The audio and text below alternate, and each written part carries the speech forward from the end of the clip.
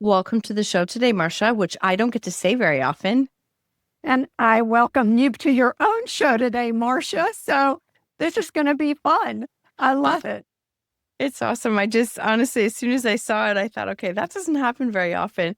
And then, of course, we started having a conversation. It's like, oh, there's some definite similarities in our stories. And I feel like there's things that we are going to be able to share and talk about today with you and your story that will help even more people because of this experience that we've had. So, would you start a little bit with sharing of who you are, Marcia, please? I'm a child of God, and Mm-hmm. I know who I am in that design, and I love it. I am a wife, I'm a mom, I am a daughter, a sister, and a friend. And I love life. I love enjoying every aspect of life, being present with the people and in the places that I'm in. And I feel deeply blessed in my life for having had so much love in my life, even with all the multitude of losses that I've had. Mm-hmm. So wait till you hear her story because very few people I find even have this perspective. Have you always had this energy and this like deep grounded gratitude for life? Has that always been you? I have. Mm-hmm. Grief really redefined me early on because I had 17 very horrific losses by the time I was 18 years old. And so it gave me grounding at 3.5 years old to understand the brevity of life, that Mm. someone's here and then they're gone. And then they're gone. And from 3.5 on, I lived with great intentionality and probably a little more seriousness as a child growing up because I understood that life could end. But I always had a joy and a passion and delighted in life. And I still do. I feel like I'm still a child at heart. Mm-hmm. I love my experiences.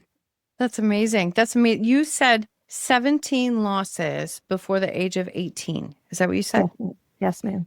Like how do you experience 17 losses by the time is it accumulation of family and friends and experiences that you've walked through? A lot of friends, Yeah, people, really. my peers, Your peers. peers. See, that's a different Yeah. and it is it's that's a very different Yeah, but this experience. wasn't like most of them were older people, had lived a Mm-hmm. long life. These were people in the prime of their life, in their teens, in their early 20s. And I mean, they were very tragic, all of them. Mm-hmm. And it just seemed to surround me. But when we were growing up in my life, people weren't moving as much as they move now. So you knew everybody kind of in your community. Mm-hmm. And even if you didn't, you did, because there somehow was a connection through a friend of a friend or either a friend. So many of them really were schoolmate neighbors that lived in my neighborhood, people I was going to school with that I'd had life experiences with. And three of my neighbors that were young died tragically. Mm. What? And the one, he was 23. And I would say that kind of reframed my life for my own experiences, which I find to be so amazing that God uses something before we ever know it's going to be part of our life to help us know how to walk in it. So that young man had just finished a dual degree at North Carolina State University, was a brilliant young man, and was ski gliding at the lake where we had a place. And they were neighbors to us at the lake as well as across the street in our neighborhood in Raleigh, North Carolina. And my dad came inside the house and was crying. My mom said, Will, what happened? What's going on? And he said, I just saw, and he said, who just dropped from over 300 feet to his death. your And dad witnessed it. my dad witnessed it, and he had to go tell his dad. His dad was not on the boat that was pulling him. And I just remember life changed. Mm-hmm. Again. I mean, it was again. And I saw my father grieve. I saw my mother. I was grieving. I was close to, I was not close. He was 23. I was younger, but they were friends. They were family friends. Mm-hmm. We did things together. And I remember as we went back to our home, and we only about, an hour and a half away from our home in Raleigh, as life moved, they weren't moving. Their home did not change. The room did not change. They left everything exactly as it was. They had another daughter. And as a young person, and at that time, I would have been about 14 years old, Mm-hmm. 15. I remember thinking to myself, well, this isn't the way it's supposed to be. I felt their daughter really did not Almost like her life take stopped too. well, no, it was like they didn't recognize her. It's as if she didn't exist, as if she wasn't important enough to stay among the living. And I watched this. And I even said something to my parents because we would go over to visit them. And I said, it's so heavy in the house. Well, what I was feeling was a spirit of grief in that house that had taken root. We're talking 2, 3, 4 years. Mm-hmm. This isn't like the first few months. I want your audience to understand this is years passing by. It's hard. I can imagine how I can feel the heaviness as you're saying it. I can imagine. Yeah. And my dad's relationship, sadly, changed with his friend because his friend couldn't really be around my father anymore because they had done so much together with his son Mm-hmm. and them. And so I watched this, but I saw my parents grieve in healthy ways. And because I always was able to see their grieving and how they were really teaching me, and they did, because at this point, we probably, maybe been 15, we probably were around, the 15th loss at that point, or 14, maybe it was 14. Well, it was getting there, it was up there. And I had no idea in the next few years it was just going to mushroom, boom, boom, boom, one after the other, all through high school. Mm-hmm. So, but I learned how to grieve with hope instead of a spirit of grief consuming me. So you really got to witness kind of both extremes of grief, not extremes, but both ends of grief. One, you feel it and you process it, and we find ways to move. And then one where nothing changes and nothing moves. They were paralyzed. Yeah. They were. And I understand. I'm Yep. not judging that. I understand. Mm-hmm. But as a child, they never moved from that place. And it was stifling to me I didn't even want to go in their house after I just told my parents, I can't go back in there. It's like walking in a tomb where dead bodies are sitting. Mm-hmm. Mm-hmm. It's almost trapped in time. It's a trapped in time moment. So you witnessed that. I mean, as that 14 being such a pivotal age, but you're in this space that it's almost like you were learning something early about how to grieve. And, it's interesting because even from your parents' perspective, seeing a healthier form of grieving. And again, we're not saying one's better, good. It's just like you recognize one is moving through emotions and one is not. And that's what it is. One is moving. Mm-hmm. The other is stifled. It's just stagnating. Yep. And we're called to move. Yes. We need to keep having movement. Mm-hmm. That's important. Mm-hmm. Mm. So then fast forward us a little bit more, and you are like, when did life start to take even more of a change or a challenge for you? Well, I never counted after that. My Yeah. assignment was to count up until then. So there have been numerous losses up until the loss of our son in 2014, who was 21 Mm-hmm. and attending law school and living with us and died in a tragic car accident. Mm. And so part of that story is that we did know that he would die before us. He knew and we knew. We had been given that information by the Lord, Mm-hmm. and it was confirmed in 2008 at a conference that he would pass in a car accident. Oh. And so he had his life celebration planned. And there are some challenges for me that I had to really surrender to the Lord. Mm-hmm. I didn't have to. I chose to. I need to rephrase that Mm-hmm. because I wasn't going to change it. And neither was Sterling, my son. And Sterling knew. Sterling would say at different intervals in growing up that, Mom, Dad, I'm not going to outlive you. I will be taken home before you. And that started at 3.5, 4 years old when he said that for the first time. And I already knew by then. I was given that information within the first week of his life that Mm. I needed to treasure him Mm-hmm. and to love him as the gift he was, but that he would not outlive me. Because you had that experience, do you feel that you, I don't want to say had a different relationship with him, but you cherished things differently because of that? I'm just curious. I think I've cherished everything with all of my children and and I already did with my family prior.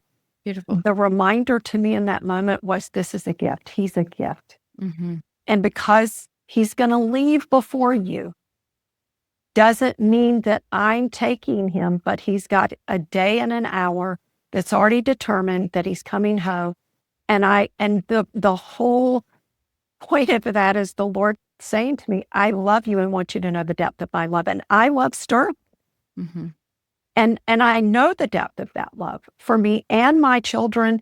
And so my children did not become my idols. And I think it's easy that our kids can become our idols.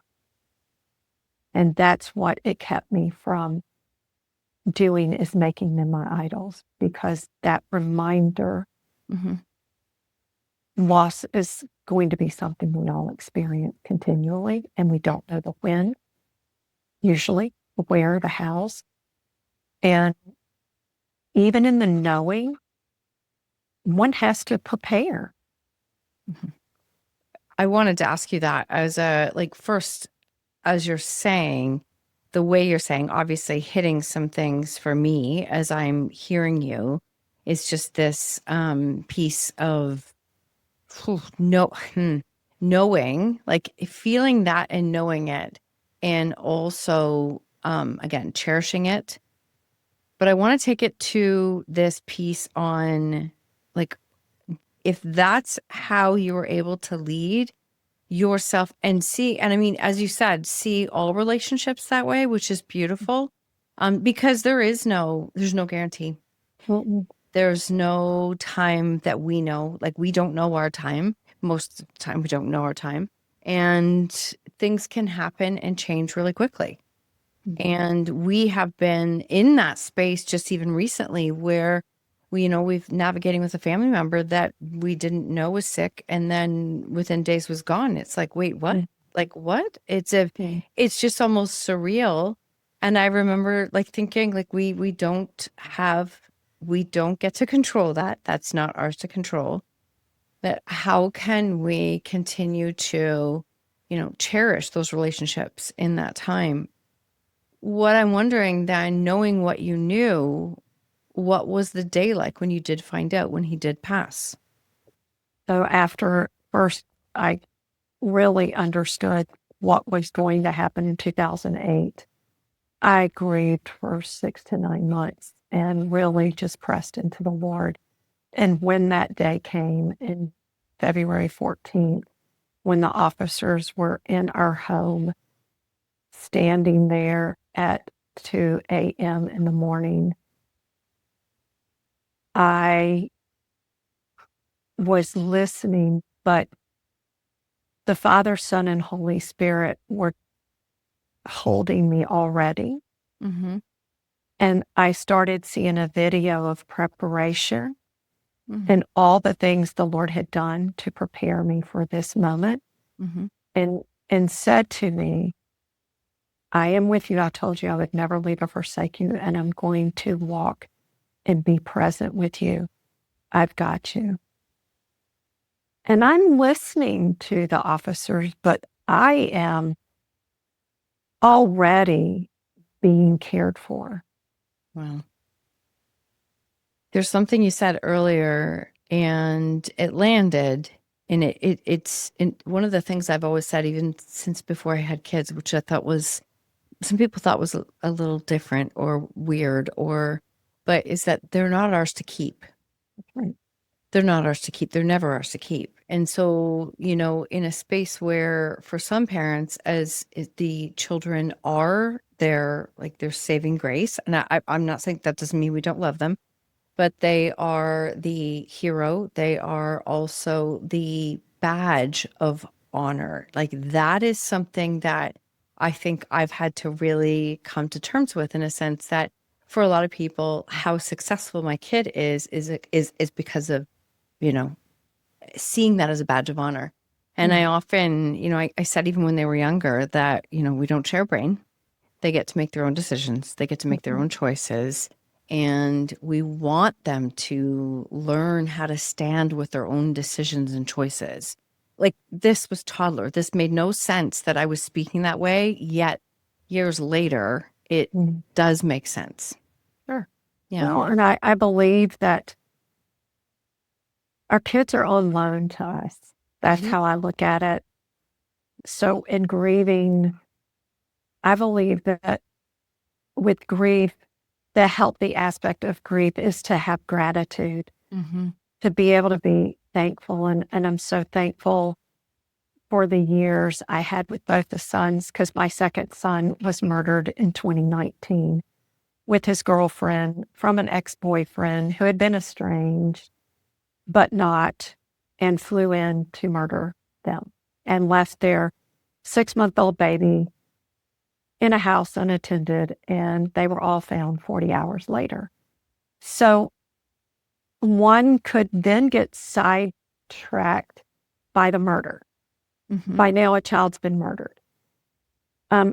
Again, heinous as it is, there is free will that man has and can choose to do. And as much as I hate that my son and his girlfriend were murdered, I'm not in control of that. No. And that's not going to have control of me either. It didn't take root in me to pursue, to have anger, to make sure everything, justice is brought. In fact, again, as the officers are at our house telling us, the Lord said while they're there, you are not to chase this, you're to give it to me. And I've already made this the justice where the injustices are, and you may not see it the way you want in the flesh, but I've got it, and I need you to let go and keep doing what I've called you to do and entrust it. And I did do that. I did not at any point feel I ever needed to pick it up. That case was just, it's been over 6 years. It was just tried Just in now. December in Okay. 2025. Wow. Just tried. So if I had put my energy and my life in that, I would have lost 6 years with my family, with living in my gifts and my talents and the treasures of being able to bring healing to other people, because I was hijacked to think my time and energy needed to be spent in that.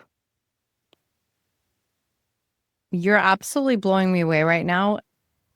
Here's an example of feeling it, choosing how you're going to process it and what you're going to do with it. But you are right. There are people that would spend 6 years. Now, it doesn't mean that you care less. It doesn't mean that you're not angry. It's what are you choosing to do with those emotions? And I am curious, did everybody understand your point of view? Did you have support on that? Was there anybody who was coming from, she's laughing, from a space of anger? Because your viewpoint is exceptional. It is not the average. I know that. I'm curious how you remember. All my friends were very supportive. My daughter was very supportive. My son at home that was living with us at the time was very supportive. Even my husband was very supportive. My husband, though, was struggling because God spoke that to me. I need everyone to understand my husband had to figure this out. And what is so amazing is that, and what the Lord said is, I don't want you to go to the courtroom and be present when it all comes to be. He said that the same day when all of this news is being told us. And when I looked at my husband, I said, I need you to know I will not be going to the court whenever this is tried. God has said, I don't need that information. I don't need the pictures. I don't need that. That's not going to help heal. It's not going to bring anything of good to my body, mentally, emotionally, physically, spiritually. My husband initially wanted to go, and he didn't go. He didn't even go because he's like, yeah, I don't need to do this. I don't want that. I trust God saw all of it. He saw it all. I didn't need to see those images. I'm going to bear image to how I remember my son. And I deal with people who have trauma embedded and who've seen some horrific things. Some of those were not by choice, but some have been by choice. And so we can be healed from that. But given the information, God said, you're not to do that because it's, Scripture has a place that let the dead bury the dead.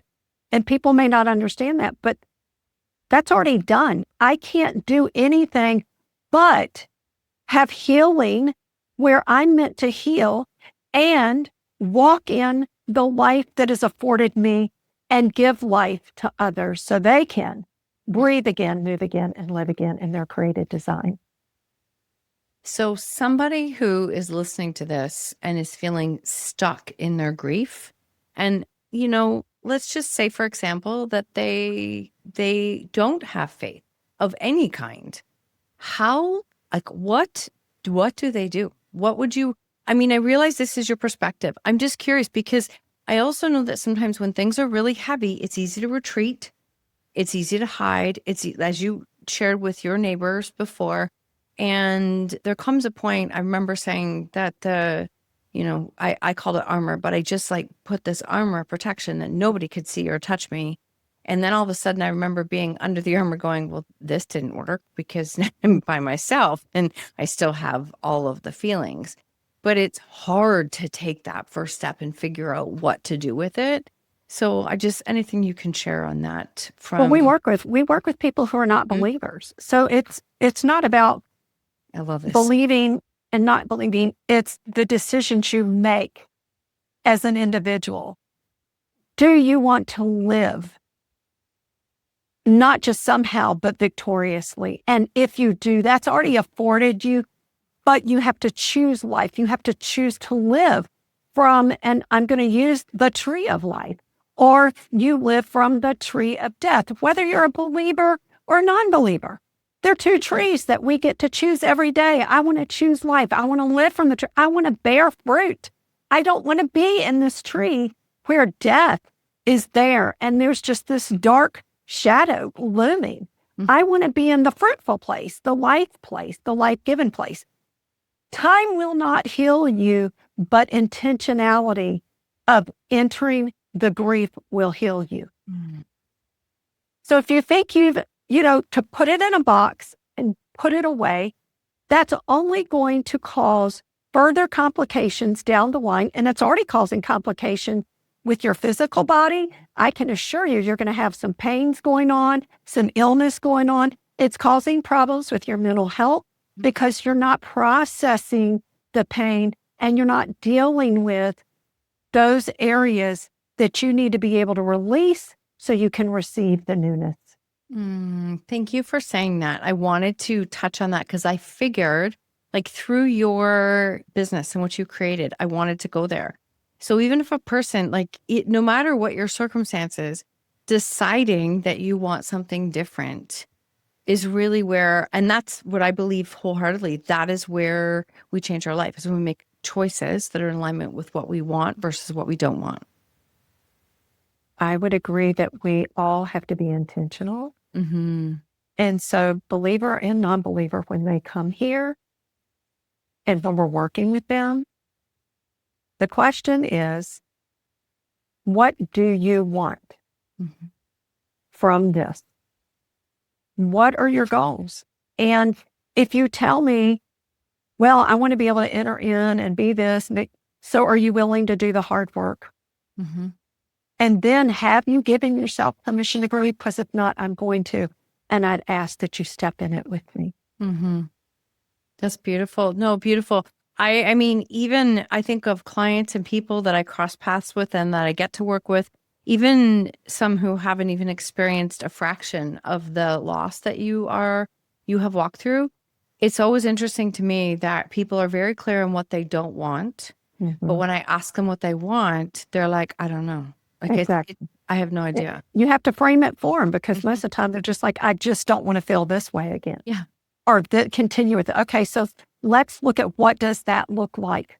And so I'll ask questions to them that are for them to introspectively examine within themselves because you have to do that. And then in the process, the reason why typically they're still where they are is there is such a thing as a spirit of grief that will consume you. It is out to kill you. That's not grieving with hope.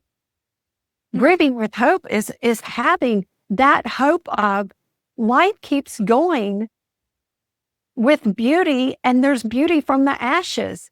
And the ashes aren't consuming me. I'm above them, and I'm being transformed. I'm not going to go back to who I was. I'm never going to be the mother I was with Sterling and Mark.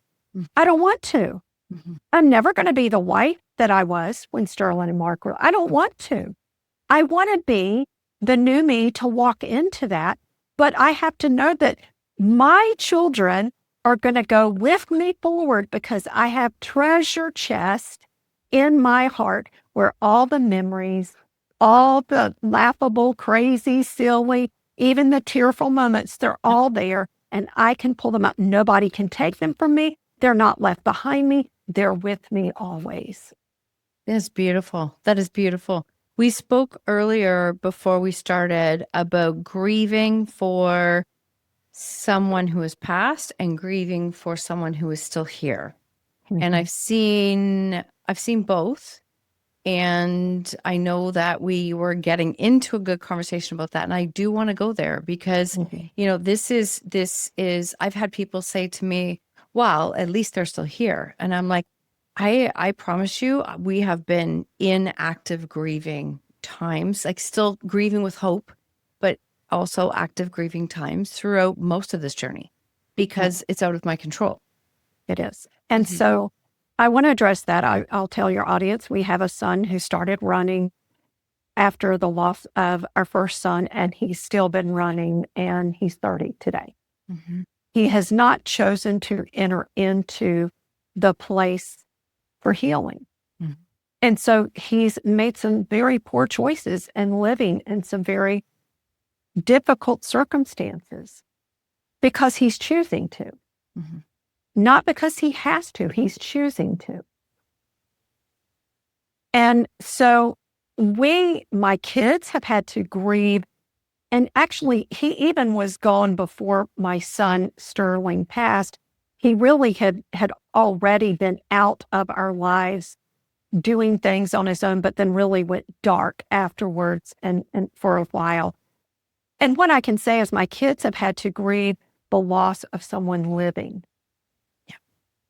And we have as a family, and I'm just going to say this, it is more difficult to grieve the loss of someone living than it is for someone who's already passed, because, and some people may get flared up, and that's not what I'm meaning, but I know my sons that passed are gone. Mm-hmm.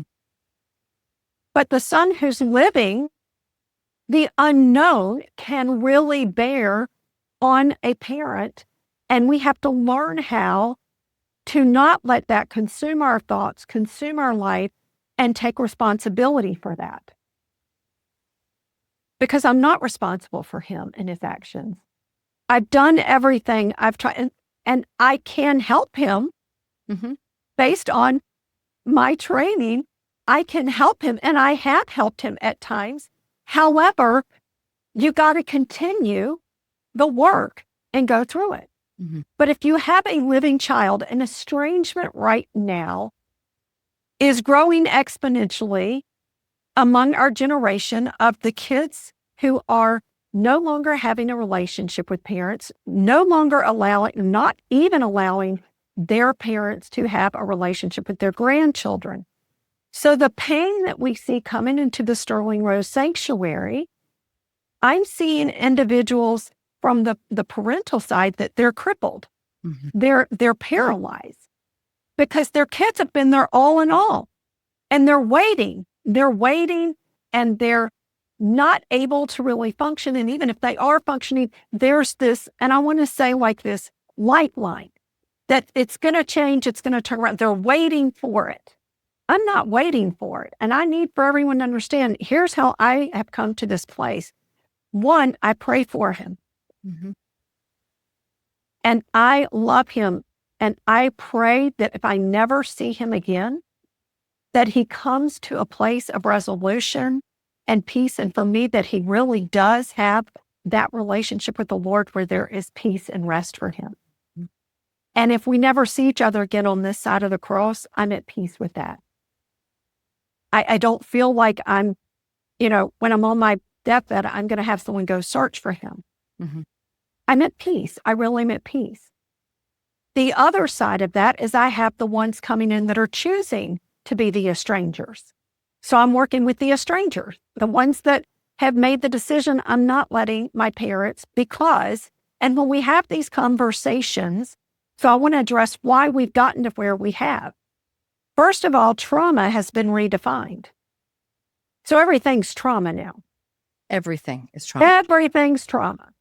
And so a child who grew up and let's say they were taken to church or they weren't taken to church. And but my parents never took me to church, and I feel like that they didn't do their job equipping. So I'm not having my parents around my children because and I'm like, okay. And then the other side, or they did, or my parents are Democrat, or my parents are Republican. And so now we've got a political stand, and I don't want my children influenced by that. And I am, as I'm listening, I says, okay, so sweetie, let's walk through that. When you grew up, did all of your parents' friends agree? No. Do you feel that everyone has to agree? Well, I don't want the influence. I just know, and I went, nope, I need you to stop and retract for a second. I want you to really look at this.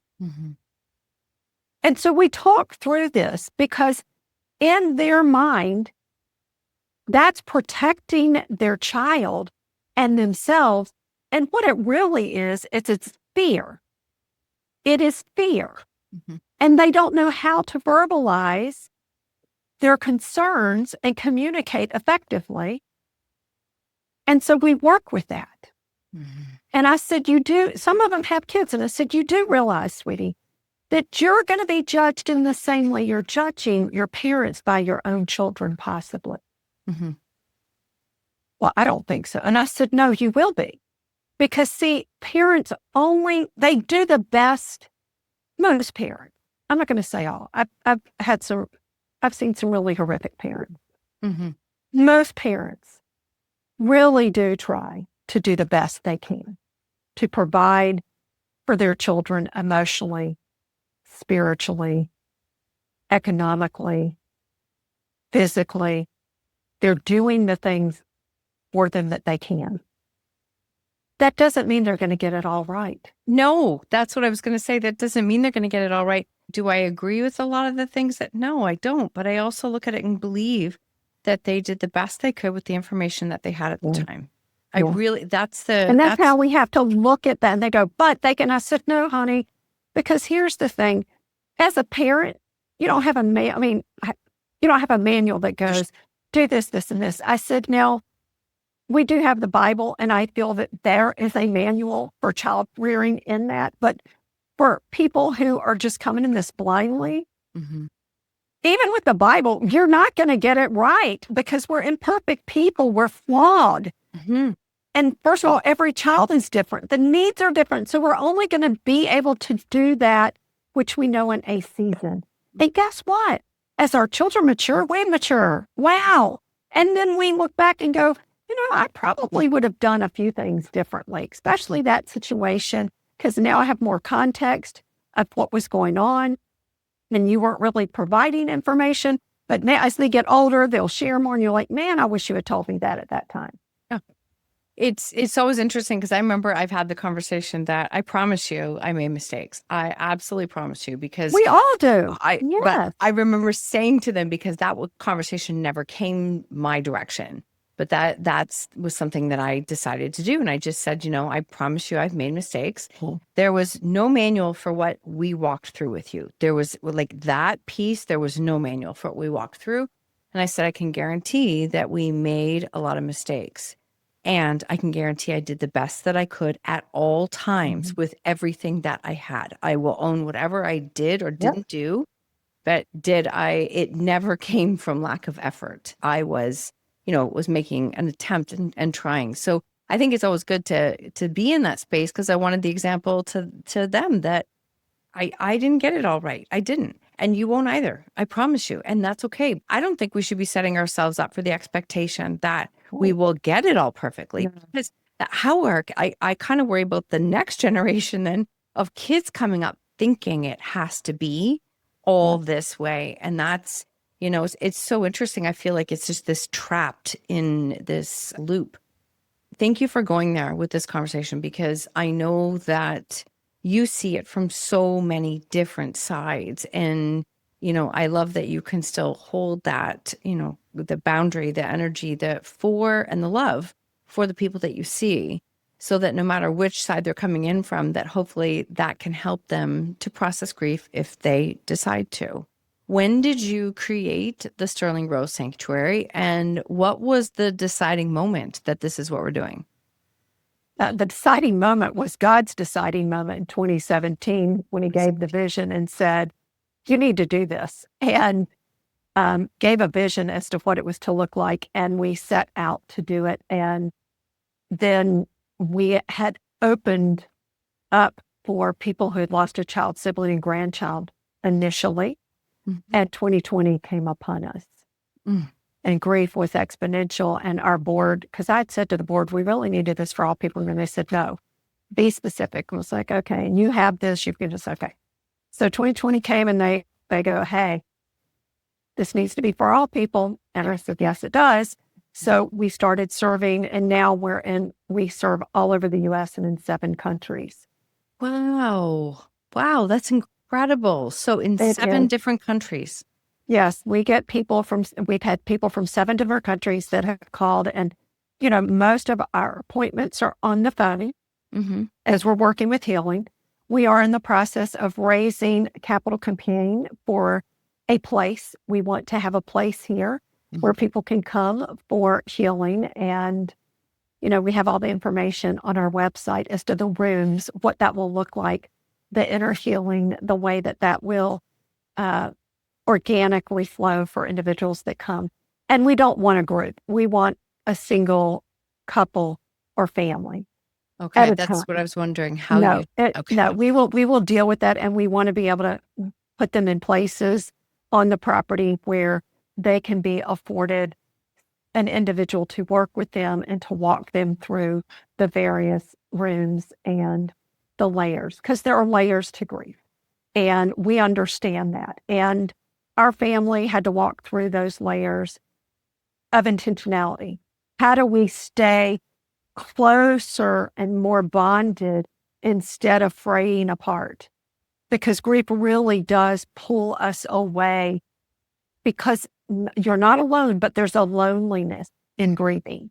Mm-hmm. And everybody experiences that because each of us have a significant relationship with either the situation that we're grieving or the person that we're grieving. And when I say situation, I mean, some people, it can be their health. They've lost their health. They're declining in health. It could be finances. It could be the fact that they are having to grieve that their dreams that they had did not come to fruition. And so everyone has that. But when we're looking at a couple or a family, we really want them to know everyone's going to grieve differently. So let's talk about how each one of you grieve. So you can be an internal or an external processor. Even though I talk, I'm an internal processor, Mm-hmm. which was kind of surprising for people. Mm-hmm. My husband, who's more quiet, is an external processor. Mm-hmm. So we had to put some boundaries in our family because 2 of us were external, 2 were internal, and said, we can talk about these things at this given time, but beyond some of this, you really need to go see someone and dialogue because we're all grieving. And everybody needs to have that space for themselves to grieve. And we want to be supportive. So tell us ways we can be supportive to you. And each person had their ways. We learned what each trigger was for each person and how to divert the trigger for that individual, will allow healing for another person, that situation would bring healing to them, but it would cause a trigger for the other. So pictures are one of those examples. Mm-hmm. Some don't want pictures around, some do. Some need it for healing, others feel triggered by it. So we had to find a special place that the picture of Sterling could go, where the 2 people that were triggered would not be continuously triggered, but for the 2 that needed the healing could have the healing. It's continuous with vacation spots, with Christmas, Thanksgiving. So our first year, and we encourage all of our people that come into the sanctuary, if it's the loss of a person closely related in your family that you've done things with traditionally, do very different things for your the entire year. So we did not do our normal traditional things that first year. We got out of our house, we went places, and you know what? It was really awesome because we could grieve there without triggers around us that would take us deeper in. That is so valuable what you shared. I know a family, 2 things. I know a family close to our area, and that's what they did for the first 2 years. Is everything was different. Everything was new. They did Christmas was somewhere else, and I remember at the time thinking about that, but I guess I never looked at it. Like I never looked at it from the lens of grieving as you're sharing it, because now all of a sudden you are, creating opportunities for new. You can still grieve there. That doesn't mean that you don't. That, and the other piece that I think is so interesting in how you're sharing it, and I don't know if I've really had anybody share it this way before, but looking at the different processes and the way that each person grieves and how that can interact within say, for example, a couple, a partnership, a family, because so many times you can hear people that they're not doing enough for me. They're not seeing me in this way. And they're all of a sudden now, instead of just dealing with the grief, we've now got like a lot of confrontation and pressure and internal pressure happening, and people not seeing each other in the process. And that's why. Yeah. And that's what we're trying to help people understand, that if I wanted to set a place at the table for my son, even though he's not here, or both my sons, let's take both of them now, both my sons, and my family members are like, that's going to make me really struggle. I don't want that. I need to understand also they're grieving. 100%. And so I need to respect, if we're all getting together, this isn't the time or place. I can set a place at the table for both of my sons and maybe have breakfast Mm-hmm. in memory and honoring them. I don't have to have everybody else doing it, and I don't need to take offense. I have found quite often when grieving, the level of offense is much greater. And so we really try to help people understand that your grieving has caused you to be more sensitive to offense. And that they're not trying to offend you, but there are things that are needed for everybody to heal. And so I've had people come in the sanctuary where they've cut off the outer part of their family because they didn't feel understood. They weren't talking about their loved one when they all got together. And I said, honey, let's unpack that for a second. It may be difficult for them because they're missing, but also it's uncomfortable because they're really wanting to maybe experience joy, and that's harder for them. So I really try to help my clients look from the other lens. Yeah, that's good. Because when we can do that, then we have a healthier balance of walking in it instead of everything's about me. See, one of the things that, in my training, one of the number one things we look at doing is learning to respect that everybody has their own internal representation of the world. We all have our own internal way that we see the world. And the sooner we can learn to, again, go back to what you said earlier, understand that we each see it differently. We each have different needs. We don't all have to agree on how to do it, but we can respect each other in the process. It's actually quite powerful to be able to do that. Yeah, because you are giving and creating space for everybody to walk their own process of healing. I can say my journey and my husband's journey in dealing with our son was very different. It was very different. And we let it be different. And that's okay. We let it be different, that we all grieve differently. First of all, you cannot force someone else. And I go back to life experiences and the person's makeup, their temperament, their personality has a lot to do with how they enter a space or don't. I've had people say, I don't feel this person's not talking to me anymore. And I said, well, honey, let me just ask you something. Would you have known how to enter into the very place that you're in with another friend before this happened to you? I don't think so. And I said, okay, I just need you to understand. Everybody's trying to navigate the best way they can. And I can tell you, your friends love you. They just don't know how, in some ways, to be present right now. And they're trying to figure it out. And they're not saying things because they think that's going to trigger you. And I said, but you have the ability to invite in who you want based on who you think is able to come in. And that's a boundary, and grievers need to know, they need to establish that. Everyone doesn't get to come in, and they shouldn't expect everybody to come in. This is for members, and when I say this is for me to invite you only moment. I don't care if you're family and you've been a friend for 40 years. If I didn't invite you into my grief journey, it didn't mean I didn't love you. It's just that was not the time I needed you in my space. I'm listening, and it's so powerful, and so many takeaways for people.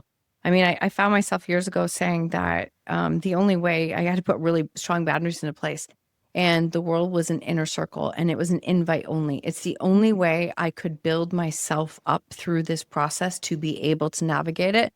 And there were times I had to say to people, it's invite only. I'm sorry, it's not personal. It is not personal. No, it's not. It wasn't personal. No. And there's this place where an ebb and flow. There are even seasons of life people are invited in the inner circle based on what's going on. And it's not because I don't love you. It's that this isn't your season to be up close and personal. Mm-hmm. It's all good. Mm-hmm. I mean, we have to learn that it's not an offense. It's part of life. Mm-hmm. It's not a judgment. It's just that, the Lord, when I was losing some friends, and I just, after my son, I mean, we lost his friends, we lost him, we lost what our lives looked like. We were losing certain friendships in and through, and just everything. There's so much loss. It's a domino of losses. And the Lord said, Marcia, in order to, it's house cleaning. I've got to come in and remove some things so we can redecorate and put some new things. And I've got people I want to come in for you. So I'm needing to make some room so they can come in. And yes. Mm-hmm. And I just loved, he was so gracious to me and letting me know, because I love it fully and deeply. Mm-hmm. And not that when I'm in a season, you're always going to be invited in, but I really do love. There's a reason that we're connecting for a certain time of life. Mm-hmm. There's a season that we're going to. And I can tell you, lifetime friends are going to be very rare, if at all. Extremely rare. Yeah, it's an if at all. Mm-hmm. You may have one. Mm-hmm. I think they even say, like, if with your, season, reason, and lifetime is one of my favorite things to go back to when it comes to, I sometimes when I may be mistreated by somebody or something happens, I'm like, wow, that was a reasons person. I obviously needed to learn something there. That was it, or that was a seasons person. Yeah. I think they say lifetime, you're lucky if your lifetime is 5, like it's on one hand, less than one hand. Mm-hmm. Mm-hmm. I believe that. As I've gotten older, I really believe that we're not going to see much of that either. I just don't, because of how mobile we are as a culture, and because most people don't have capacity now. Mm-mm. So if you don't have capacity, you cannot be in with the hard things of someone else. It's about you. Mm-hmm. Only. Oh, you nailed that one. That's where it's interesting, as when somebody does pass, they say, like, if you think about it, everyone is sorry about your loss, sorry about your loss, sorry about your loss. But that is subconscious, that's a deflection. And I'm like asking you to hold everything. So I work really hard to never say sorry about your loss. I always just I'm thinking of you. I don't say, I just say I'm heart holding you. Yep. I love that one. Heart holding you during this time. And I've had people who come unglued with, I'm sorry about your loss, because they feel that is minimizing the magnitude of loss, because this is a person. It's not like losing your keys, losing a book. This is humanity. And I actually saw a man go off on someone because they said, I'm sorry for what? Did you have any control over it? Were you able to do any? Because he just was so angry. Yeah. That someone's saying, I'm sorry. Because that's really not the place to say, I'm sorry. It isn't. It's what our culture has come to say, but I'm thinking of you at this time. I'm praying for you. I'm lifting your family up. Yep. I am heart holding you and, praying comfort. There's a magnitude of things we could say, people, other than I'm sorry. Mm-hmm. I have always believed that, and that I think because that's something I've always experienced. And I just know, I remember interviewing somebody who was a professor and taught on empathy and the difference from empathy and sympathy. And it was so fascinating, so fascinating. And really, when we continue to say sorry for your loss, that is just like sympathy. I'm just pouring it and pouring it and pouring it. But now the person who's grieving is trying to hold all of this because you're uncomfortable. And now that doesn't help them. So it's very, it's such an interesting dynamic. But it's, again, we're back to the beginning where grief is something that is still, it's not a taboo topic, but it certainly is one that I think only in the last 5-10 years have I heard more people speak on it, more people write books on it, and actually talking about healthy ways to be able to grieve and what does this look like. So I still feel like it's a conversation that's just really starting. I do too. And I've been walking this my whole life. And even when I wrote the book, Gripping Grace in the Garden of Grief, I wrote it because it's a very visceral account of walking through the grief where people can actually identify, because I'm not minimizing what I went through, but there's also hope Mm-hmm. in the finished product of what's Breathing. happening. And there is grace in that garden. There are new things to grow in that garden. But we have to know we've got to come in and let go of the negative emotions that are consuming us and allow for new receiving in the journey. Oh, that is beautiful. That's beautiful. And can you just say your book, the name of your book again, and where people can find it? It's Gripping Grace in the Garden of Grief. It's on Amazon, and it's also on our website as well. Beautiful. And your website where people can connect with you and learn more about you? It's www.thesterlingrosesanctuary.us, because it takes us as a community to bring people back into life. Oh, I love that. I love that. Thank you for sharing that. That's beautiful. I have loved this connection, and thank you for allowing us to take the conversation a little bit deeper today in ways, because I feel like that can support people. Is there anything else about grieving, a grief, that you wish people were open to understanding or learning? I think for the people that speak to grievers, when you were saying I'm sorry, all I could sit and think about is, please do not say platitudes either. It shuts people down because you're not comfortable, obviously, with their grief. And that's exactly what you're saying to them when you give them a platitude.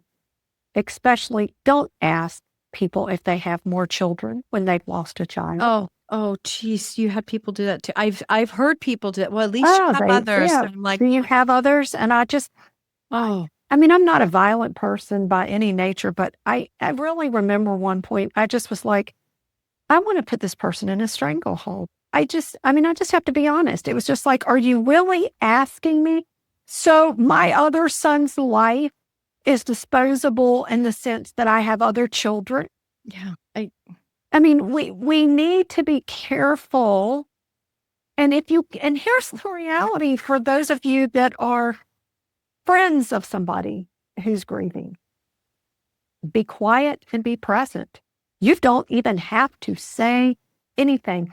If you learn to hold space, that is vitally important. You're not there to tell them how to do it, but you know what is the most valued piece anyone can bring in is, I don't understand what you're feeling, but I want you to know at any time, I'm here for you to unpack that pain. see, that's beautiful. Like I see that as a holding space. Yeah. I know one of my friends lost her husband very young. Her two kids were under 2 years old. And it was a really, like, how she navigated that was incredible. And I remember somebody saying to her that the year is up. You should be fine by now. Like, a year is up. You should be fine. And that crushed her, because she was like, should I be fine? And I'm like, no, I mean, raising two kids under 2 is not fine. That's hard as it is. Now doing it on your own and grieving. But I thought that, I remember saying to her that is not you. That is a reflection of that person. Yeah. And that's how they are saying it. So I love how you said, just if you don't know what to say, then don't. Try and find a way of what to say. Or the other is, let me know if you need anything. Like, that's... Don't ask that either. Yeah, I know. We have a list on our website. You do? Good for you. Okay. That if you want to go, that we tell you what to do for people who are grieving. Yeah. Because they don't know what they need. No. They're grieving and they're overwhelmed. So don't ask, what can I do? You may say to them, I'm going to drop by, and you may take them a meal. You may take them gift cards for them to go get meals later, because that's necessary. You can go pick their children up and run them to different places, because that's very helpful. You can buy them groceries, which is wonderful, because when you're tired and you can't think, you can either ask them, could I get a grocery list from you? Or do you mind if I just go and grocery shop and bring a recipe or two over? Because if someone really loves to cook, that's a great way for them to process their grief. I mean, and again, you have to know the people that you're dealing with.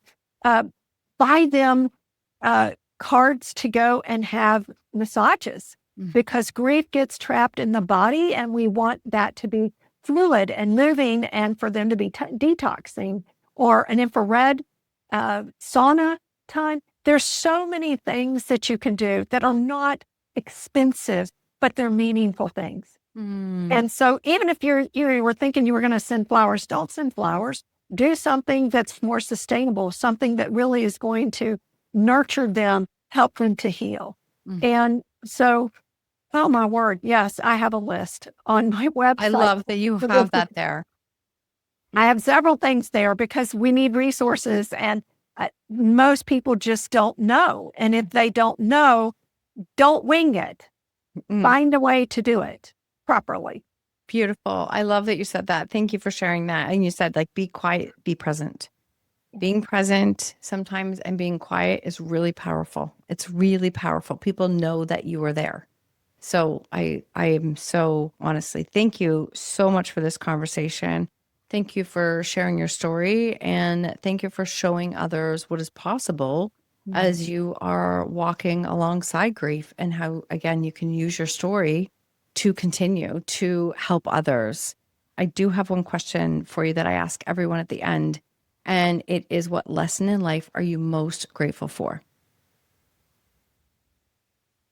I think knowing from my parents that I was created to live in victory. And the examples from my own parents of how they rebounded and lived in victory, but were authentic in that process. I'm so thankful, because I think it's a gift, a true gift. And I just see that there's been this gift of resilience that has been given to me through the life lessons within my own life with them. That is beautiful. That's beautiful. And I would even say a healthy resilience. Like, this is a moving forward, healthy resilience, right? Sometimes we see the resilience of, like, just barrel through, but this is a resilience. I love how, going back to, you said, grieving with hope. This is just a different way to see things, and it's just so beautiful. Well, thank you. I've so enjoyed being here and talking with you, and we share so much in common, and what a joy that someone is so aligned in the same mindset. So thank you, because these are not the conversations typically people want to have. So I love that we've had it, and we've been able to unpack a lot of stuff in it. We have. Thank you so much. It was my pleasure. Mine too.